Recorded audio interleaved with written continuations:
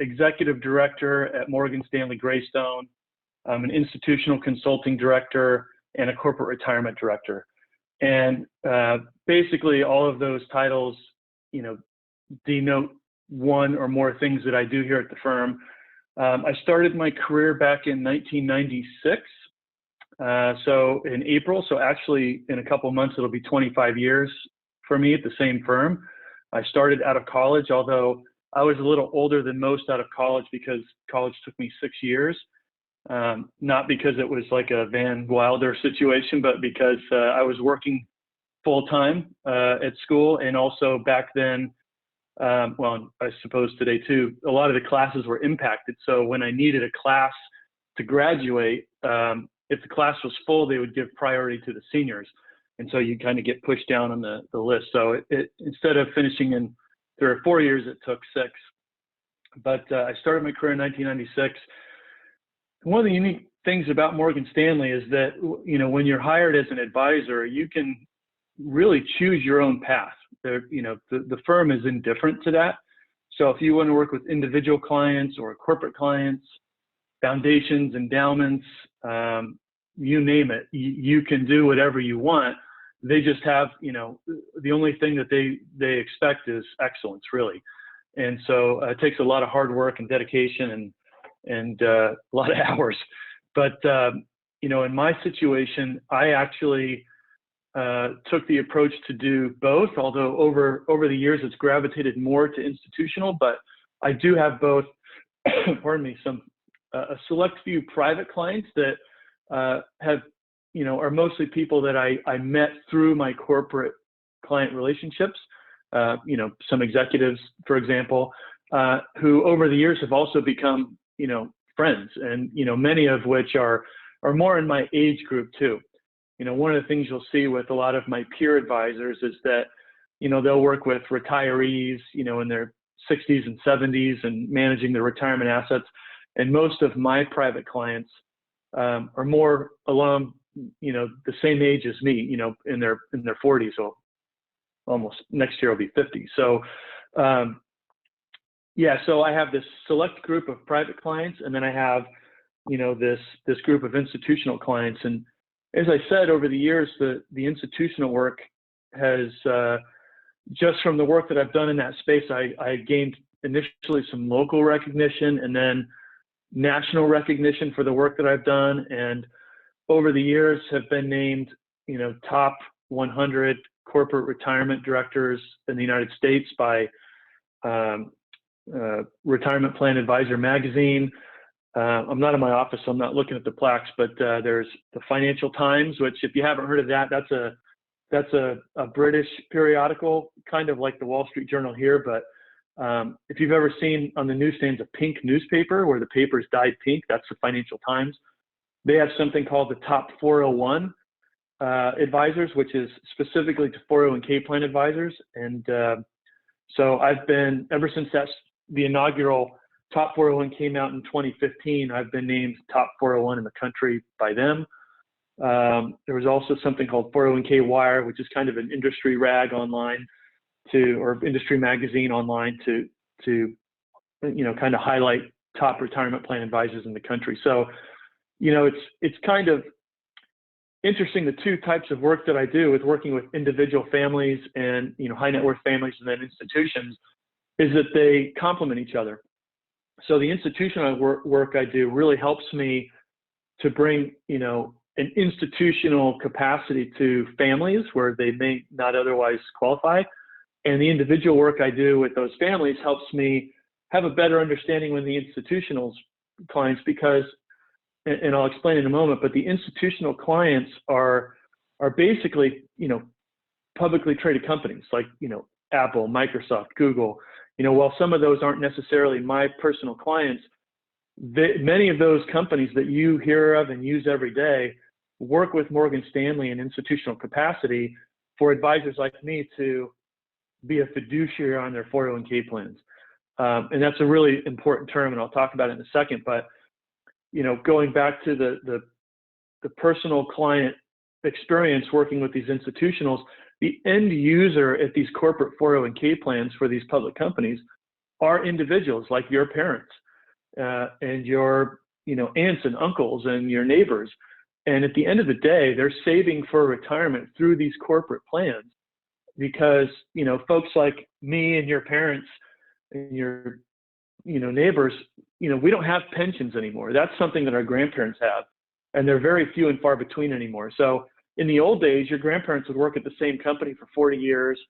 They'd have a pension and they'd retire with Social Security and a pension, but that doesn't happen anymore. The primary way that people save today for retirement is through their 401k.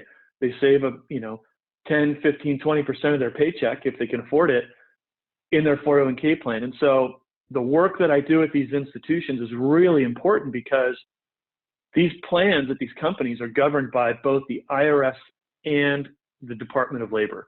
And so, if you guys ever look at Google News or Yahoo, almost every other day you're seeing that a company is being sued because their 401k expenses were too high, or the company, wasn't doing the proper oversight.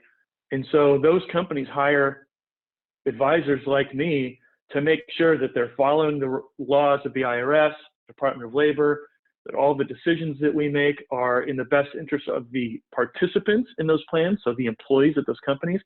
And really what we're trying to do is make sure that they have, and this gets back to being a fiduciary, the best possible investment options with the lowest cost and the best performance and least amount of risk, and that they are completely unbiased. So my role as a fiduciary is to work in the best interest of the employee and the participant at the end of the day. So that means nothing that is a conflict of interest for me or Morgan Stanley. So you'll never see a Morgan Stanley fund inside of a 401k plan at these companies. We encourage these companies not to use company stock, because if something were to go sideways with the stock like it did in the 90s with WorldCom and Enron, you have a lot of people that are losing their life savings because the company stock went down.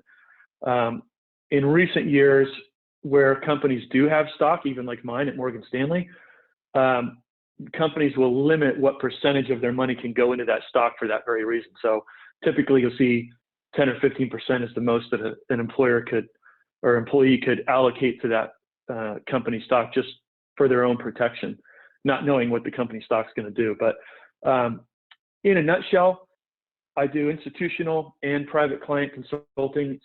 Lately, it's more institutional just because of my reputation, and I have a national footprint now. And so I get calls all the time from companies that say, hey, I heard about you, or I read about you, and we need help. And we have a, $500 million 401k plan with 5,000 employees. Can you take a look at it and help us? Or every few years, they'll issue an RFP, which is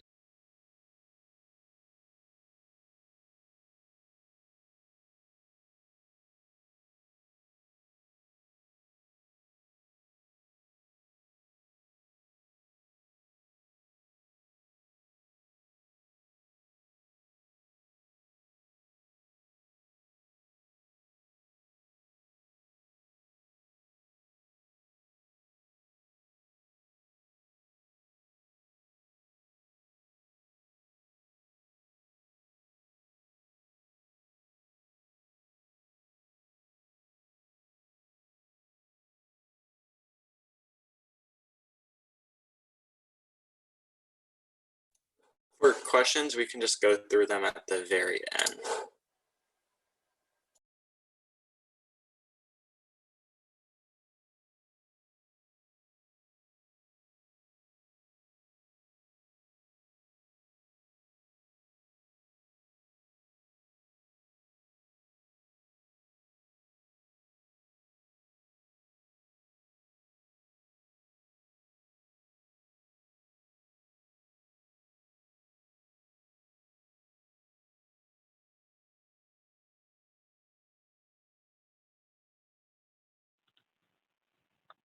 Sorry about that. Can you guys hear me again?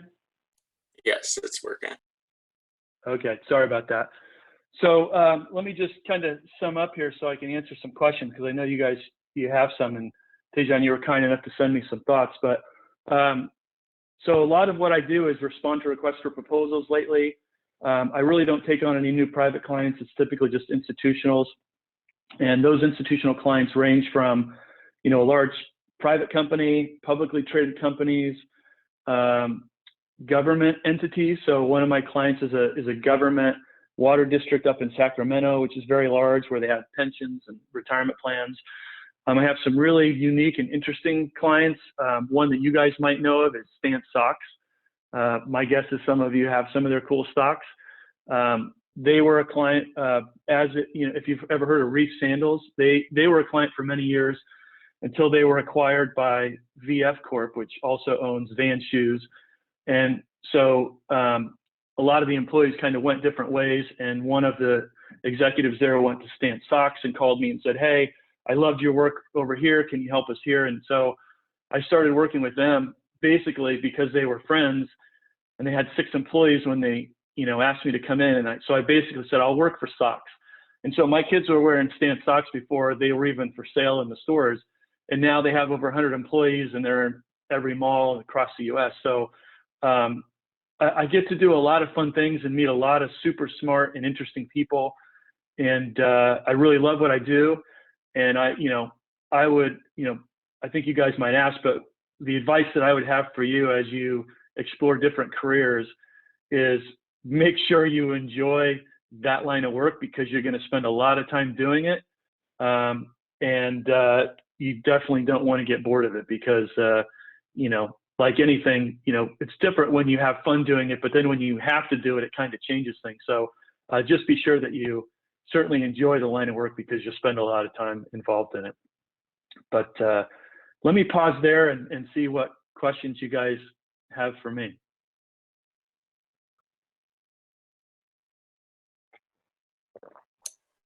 So we have 2 questions right now, but I'm sure more will come in.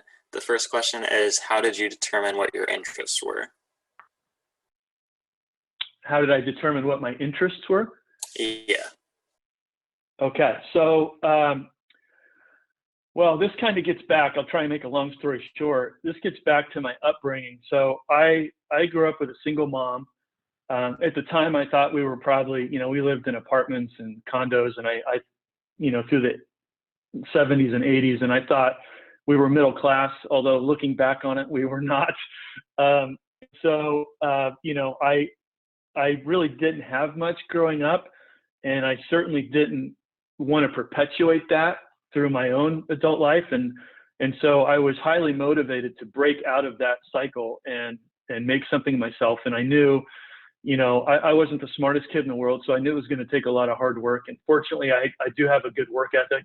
I think I got a lot of that from my grandfather, as he, he built his own homes, and, we lived with him for a while. And so he would say, "Hey, come on outside, you're going to help me build this fence," or "We're going to build an addition on the house." And so I learned to never sit still. And even to this day, that's the way I am. I mean, after this call, I'm going to go fix some sprinklers in my yard. Even though I could have somebody do that, it's just, I can do it, so I will.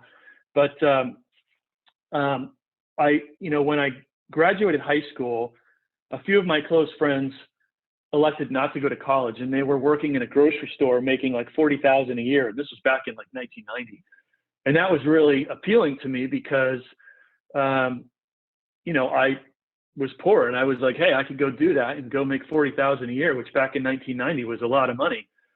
And I wanted to do that, but I also knew, like, hey, I'm never going to break out of this. If I don't go to college, I need to get a college education. And so ultimately what I decided was I figured out a way to do both. And so I went to college during the day, and I got that job at the grocery store working at night on the graveyard shift. So I would work from midnight to 9, 6 days a week. So it was 48 hours a week. And I wasn't making quite 40,000. It was about 30,000. Had to work my way up. But then I would, as soon as I got off work at 9 o'clock, I would have a change of t-shirt in my truck, and I would have deodorant in the glove box, and I would drive straight to school and go to class all day. And so I wasn't in, fraternities. I wasn't in clubs. I didn't get to hang out with my friends. I was just like, all in work and school for 6 years. But that enabled me, and this is a long-winded way to answer your question, Tajan. it enabled me to take that money I was making, and I bought a condo. I bought my first condo when I was 19 years old. I rented out, it was a 2-bedroom. I rented out the master bedroom to another student to help me make the payment on it. And which was at the time, like, I think it was like $700 a month for, any parents that are listening. That's pretty crazy. But I bought this house, and, I was interested in investing and saving. And the first stock that I bought when I was in college was Qualcomm, and I bought it before the many splits that it had. It was a brand new company with like 1,000 employees. And I bought the stock for $26 a share. I put like $1,000 in it, and it doubled in a year, and I sold it, and I was hooked. I thought, this is great. Like, I just made $1,000. And so in hindsight, if I would have kept it, I would have millions, but, valuable lesson learned, maybe even more valuable than college. But that's what got me interested was, my working hard and saving and having a little money and wanting to invest and grow my money, like almost like having a second job. And from that point on, I got hooked. And I was really in college, my interests were either the FBI or getting into, being a financial advisor.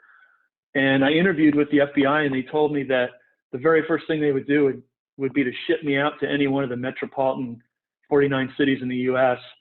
or 39 cities in the U.S. And I would probably never make it back to San Diego for at least 15 years. And so I said, no go, I'm not going to do it. But even then I was interested in maybe, investigating white collar crimes for the FBI. But I stuck with the financial advisory role, and I've loved every minute of it ever since.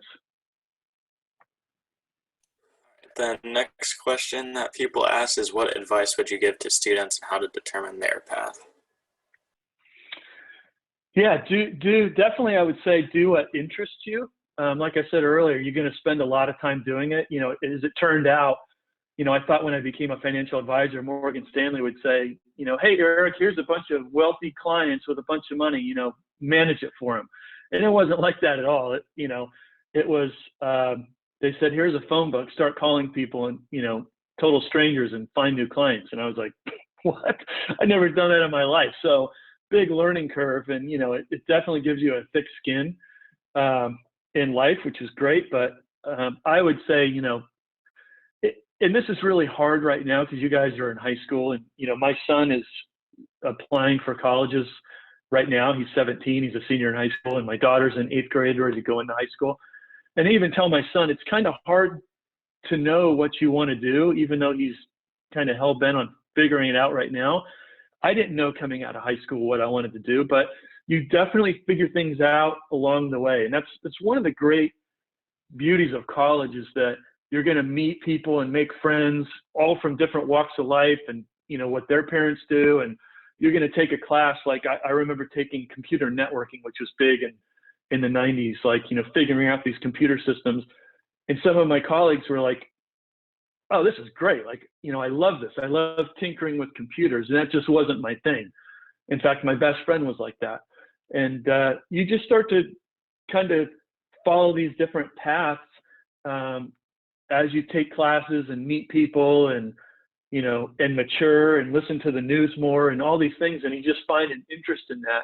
And that's kind of what brought me to investing in the markets. And again, maybe my childhood motivating me to not be poor, and like, what do wealthy people do? They're investing. Okay, how do you do that?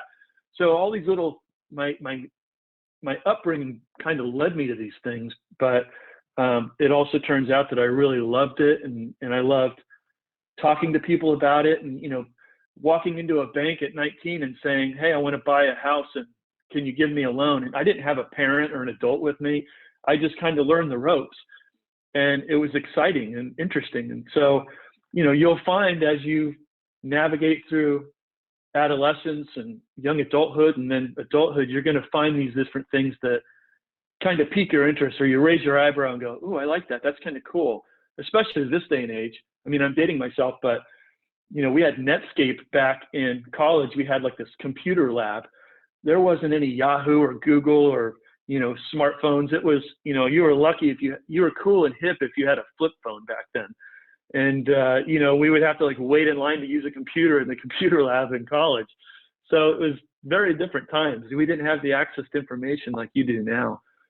So, but just definitely stick with things that interest you and explore that, because like I said, you're going to spend a lot of time doing it, and you're going to want to do something that's interesting and fun, because otherwise it'll get really old really fast. The next question is, what is the hardest or most difficult part of your job? Oh, gosh, that's a great question. You know, I've come to learn over the years, part of my job is almost to be a therapist, because you'll have people come to you and say like, you know, I lost everything, or, you know, my spouse passed away and we had never saved and I don't even know how to get started. And, you know, one of the hard things is having to tell people like, you know, it's just not going to happen. There's no way to sugarcoat it. You know, I've been at companies before where employees have come up to me that are 60 years old and they said, you know, hey, you know, I'm finally going to get started saving for retirement. What should I do? And I'm thinking, like, you can't save for 5 years and retire at 65, not here in California. Like the average Social Security income that people get in the United States is about $1,300. So, you know, you need to supplement that with personal savings. And it's kind of heartbreaking to hear and see some of these tragic stories of people that, you know, they didn't have parents like yours where they're teaching you about this stuff at an early age. Like I never had a Spark conference when I was in high school. You know, I took entrepreneurship for fun and because I was interested in it, and, you know, everyone else was like, that's lame, I'm taking art or whatever. And, you know, although I do remember taking fashion designing when I was a senior in high school, but not because I was interested in fashion. It's me and some of my friends just wanted to meet girls, and it worked. It was genius, but maybe I learned that from my entrepreneurship class. But yeah, it's really kind of, you know, there's a couple things that are really hard about my job. Is one, when people lose money, right? Because money it's a very emotional thing, love and money. So when you're getting into relationships and marriages, and there's a lot of stress maybe about money, you know, I'll be in meetings and you can see the tension, or people are crying. It's really hard. I mean, I've had other people bring me to tears in a meeting, and you just can't. It's difficult because it's a very sensitive subject when people, you know, either fight over it or they don't have enough of it, and it causes tension in relationships and families, and it's pretty hard. So yeah, I would say that's one of the hardest parts of my job.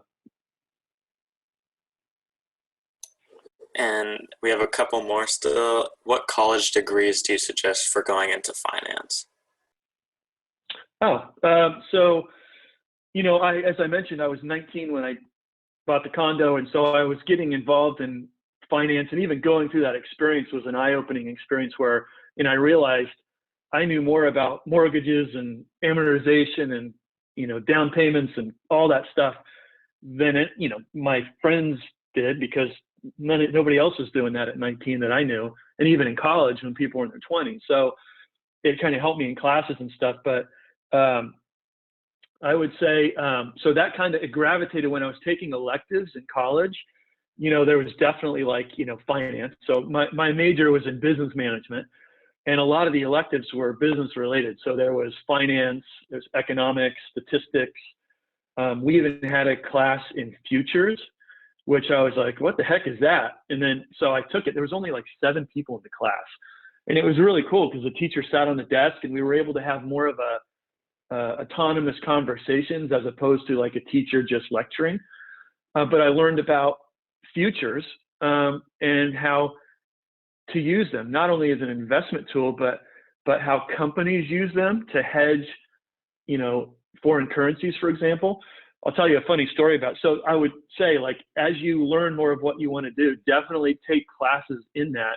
Because I have a business degree in management, but a minor in finance, and it certainly helped me in what I do. But I'll tell you a funny story. James Senegal is the CEO and one of the founders of Costco. and he was speaking at San Diego State. I was already at Morgan Stanley. I was already an advisor, but he was talking about business. And so I went down there in the afternoon and I went to listen to him speak, and he did a Q&A afterwards, and then, talked to people one-on-one afterwards. And I went up to him after the conference, and he was talking about, Costco. I don't know if you guys know this, but they have locations all around the world. They have a Costco in Malaysia, right? And Costco in Mexico. If you go to, like, my friends have timeshares in Cabo, and they'll go down there and load up at Costco in Cabo San Lucas, and then they'll have all their food for the week. So, but I asked him about how do you hedge currencies in all these other foreign locations, because they don't do business in U.S. currency in those locations. They use local currency. And so he answered the question. Afterwards, I went up to him and I gave him my business card, and I said, hey, if you ever need somebody else to hedge your foreign currency, give me a call. And he just laughed. And he's like, because I was kind of giving him a sales pitch. But fast forward, I live in Carlsbad, and we have a Costco here in Carlsbad. And I'm walking through Carlsbad with my wife, and I see this 4 or 5 employees gather around with their clipboards, and they're walking down the aisle. And I look over and I see, here's James Senegal, the CEO of all Costco in Carlsbad. And I kind of nudged my wife and I go, that's the CEO of Costco. And she goes, what are you talking about? No, it's not. How do you know this guy? I go, no, I'm telling you, that's him. So they were stopped talking. And as we walked by, I tapped him on the shoulder. I go, hey, James, how you doing? He goes, oh, hey, how you doing? And my wife's eyes got this big. She's like, oh my God, that is the CEO of Costco. So it's kind of funny, but it was all from a class that I took in college that I got to meet him and talk to him about it and recognize him later. So anyway, I digress. Great question though. But yeah, just take classes that are in line with what your interests are. The next person asked if you could describe what course of study you took in college and if you've done any graduate work. Yeah, so it was obviously the first 2 years are all, undergrad stuff, astrology, psychology, any of the requirements that you didn't satisfy. I'm sure a lot of you guys take AP classes and are going to satisfy a lot of the stuff that I didn't, and I had to do in college, in the, first 2 years of college. But once you get into the second 2 years and you're more taking classes in line with your major, there's going to be kind of this core group of classes. So, I had to, for business management, I had to take statistics. I had to take some of the accounting and stuff like that, because they all kind of get into overall business management. But like I said earlier, I would say I took a lot of, what's the word I'm looking for? The electives that I didn't have to take. I could have taken, anthropology or whatever, but I took electives that were in line with my degree, because I felt that would help me be more marketable when I was applying for jobs. I have not taken any graduate classes. I'm going through this with my son right now, because he's already talking about graduate school and law school. And I said, hey, man, just pump the brakes for a second. Like, just get through 4 years first and see what you want to do. The graduate degree is definitely not a requirement for what I do at Morgan Stanley, although in the investment banking side, they definitely, in fact, I personally know the woman at Morgan Stanley in New York that is our head hirer for students out of college, and they look at Cornell and Vanderbilt and NYU, and a lot of those schools are, Goldman, I know, pulls from Cornell a lot. So, the big companies, especially in finance, are looking at those schools, they're talking to these students. They're not necessarily looking initially for graduate degrees. What they're looking for is to get a good degree, but then to get some work experience under your belt, because honestly, that is like the best experience you can get. And, I told my son, because a lot of the institutional work that I do, I'm in boardrooms lately on Zoom, but I'm in, boardrooms on some of these government plans with 20 people that are all in a committee that are, they have the gavel and they're keeping meeting minutes. And a lot of clients in Beverly Hills and LA. And, I have a client that's a hedge fund. In fact, I have a few of them that are hedge fund.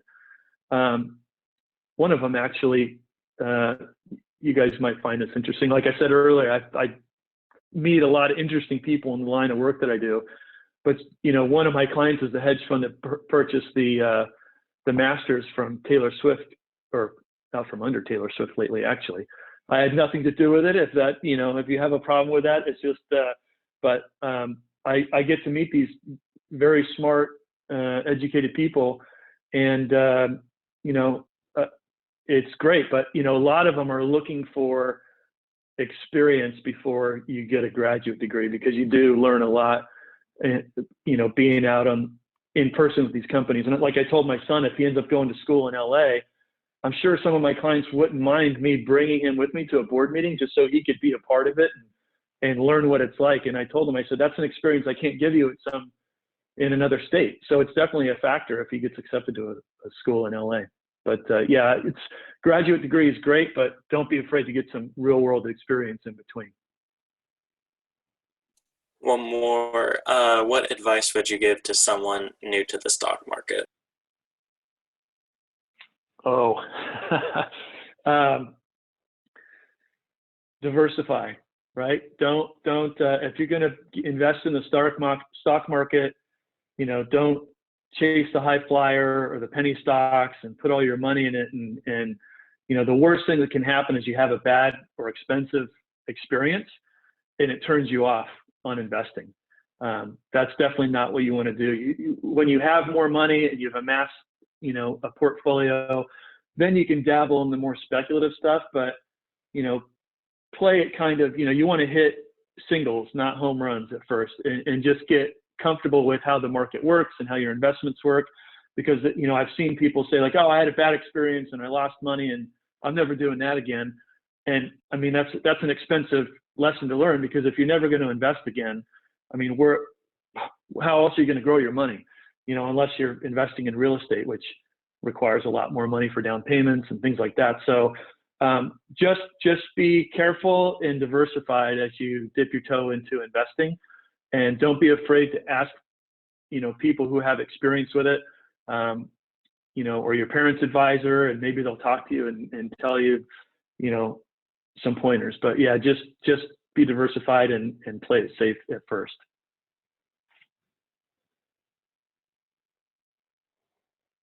We're running out of time, so one last question. If you have any more questions, you can reach out to us and we'll get them to Mr. Tappin. The last question is, did you ever do an internship with Morgan Stanley, or did they just hire you straight out of college? They hired me straight out of college. It's actually a funny story, and I know we're at time, so I'll make it really brief. When I was in college, one of my friends who didn't go to college bought a carpet cleaning company. And he called me because we were friends, and he said, hey, you want to make $100? And, being me, I said, yeah, I want to make $100. So he said, he goes, I have this company in Carlsbad, and we have to go basically clean out the carpets because there was a fire and the sprinkler system went off and it drenched the whole thing. Well, turns out it was a Morgan Stanley office. And we get over there, and I was like, oh my gosh, this is what I want to do. And so somebody left a coffee pot on overnight, and it caught on fire, and it caught the cabinet on fire above it. And so all the sprinklers went off. And so he got called in to like basically squeegee out all the water, and we had to lift up all the desks on these like styrofoam cubes so that they could dry it out, and we put the blowers on it. But anyway, while we were in there, if you remember, I told you it took me 6 years to go through college. One of my good friends that I grew up with from junior high school and high school here in Carlsbad, her name was on an office. Her name was Crystal. And I go, hey, that's Crystal. We grew up with her. Well, she graduated in 4 years and started working there. So I grabbed her business card, and I called her the next day, and I said, hey, this is what I want to do. And she said, well, here's the manager, and here's who you would send your resume to. And I actually sent my resume off. This is pretty funny. I sent my resume out in March, even though I wasn't going to graduate until May, because I thought I would get out ahead of all the other graduates sending my resume out 2 months early. And they called me in, and they said they wanted to meet me as an interview. So I came in there, and I had braces at the time. I had to, I never got braces in high school because my mom couldn't afford it. So I got them when I was at the grocery store. I had my own benefits. It was like $150 for braces. So, here I am, 24 years old with braces. I'm interviewing, and the guy says, you know what? You're really young. I think you're too young. And I said, well, and I'm not usually this bold, by the way, but I said, well, I'm older than Crystal, and you hired her. And he just kind of looked stumped. So I just wouldn't take no for an answer. And so that's how it all started. But yeah, it was an accident. Thank you so much. I think the time is up. It was great to hear from you and all your experiences. Yeah, thanks for having me, you guys. Good luck with the rest of your call today, and hats off to you guys for being so young and so ambitious to do something like this. I'm sure your folks are really proud of you, so congrats.